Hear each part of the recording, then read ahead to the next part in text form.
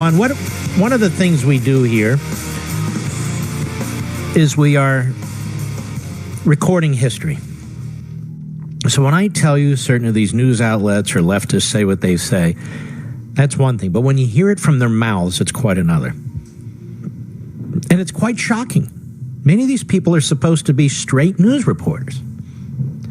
You cannot tell so frequently a straight news reporter from a commentator. I'm going to give you an example. Jen Palmieri is a despicable former communications director under Barack Obama. She is a radical, extreme hack.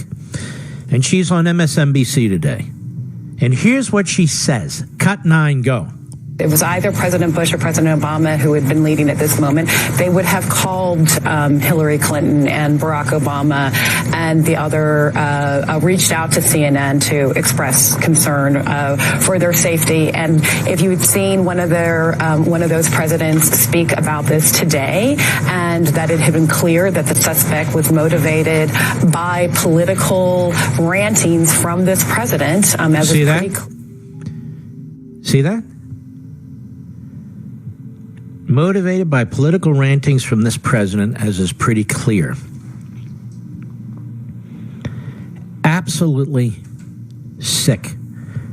And the shooter, you see, at the baseball field that actually almost killed Steve Scalise and actually shot other people, she would never say he was motivated by the political rantings of Bernie Sanders about such an unjust society, how the Republicans are blocking health care for all, and on and on. She would never say that. Because she is diabolical. Go ahead. You saw on that van, you saw CNN sucks, you saw a lot of right-wing propaganda on the suspect. That's right-wing propaganda, if you think CNN sucks? Right-wing propaganda. You see what they think of you? They just keep at it, day in and day out. Go ahead. Be incumbent on this president to say something unifying, but also a message. He said something unifying, and he was immediately mocked by your ilk.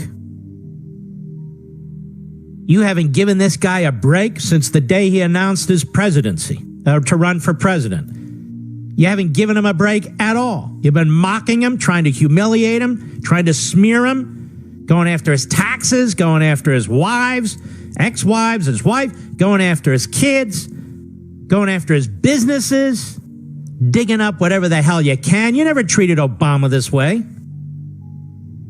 And you won't treat any Democrat this way. Go ahead.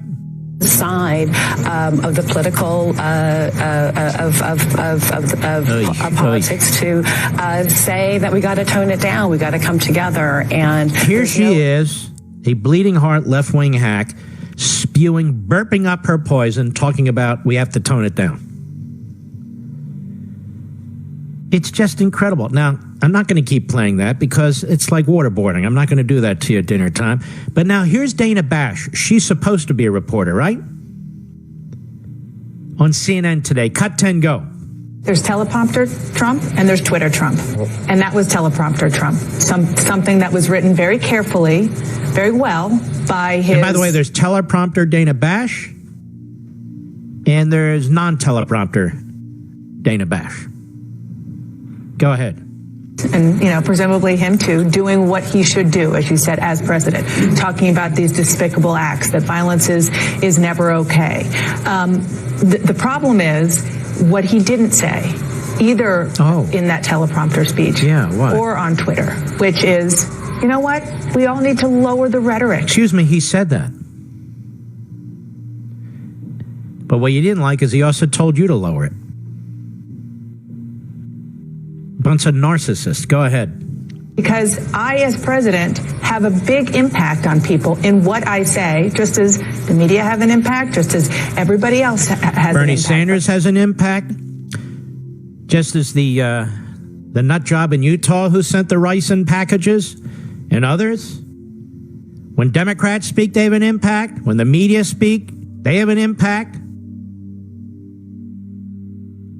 Nothing that Donald Trump said resulted in ricin being sent to Susan Collins or General Mattis or the head of our Navy or to his kids or to Trump himself. right? Who's responsible for that? Maxine Waters? Who? Seriously, Chuck Schumer? Adam Schiff? Who's responsible for that? Dana Bash? Go ahead. The man with the loudest megaphone and the most Twitter followers in politics. And so that was a big omission. Now, this is a reporter, ladies and gentlemen, who is giving her opinion endlessly. And that's part of the problem in this country. There are people who give opinions, people like me, like Sean, like Rush, like Carlson, like Ingram, go down the list. And there are people who are supposed to be straight news people. Not interpreting the news, not giving their opinion on the news, not questioning, just give the news. Does that sound like Dana Bash? She sounds like Jen Palmieri, a mouthpiece for Barack Milhouse Benito Obama. Go ahead.